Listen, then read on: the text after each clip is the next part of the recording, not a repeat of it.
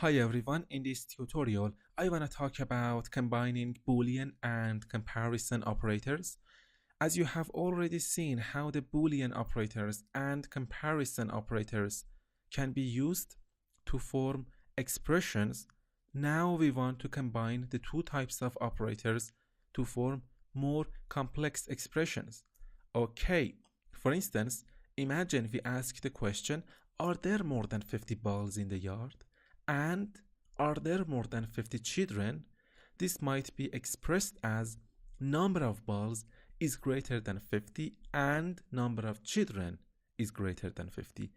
We evaluate such an expression by determining the value of each of the comparison expressions and then use those values to evaluate the Boolean expression. In our example, suppose there are more than 50 children and the yard has more than 50 balls.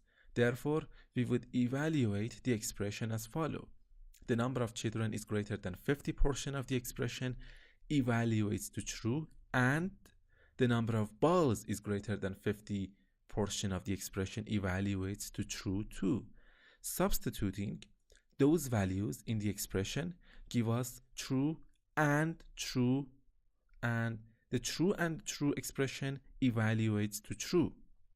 Okay, therefore we conclude that the entire expression evaluates to true. So as you can see, we have got an expression and we have got two comparison expressions in this entire expression, and the value of those two comparison expressions evaluates to true. And because I am using an AND operator, the entire expression evaluates to true. So that's it. Thanks for watching. And let me point out again that this is just an introduction to these concepts. Later in the course, actually in the next section, we will be creating Java applications and you will be more familiar with these concepts. So don't worry if this doesn't make any sense to you. You can just actually create a discussion in the course and ask your questions, okay? Or you can even message me and ask your questions, okay?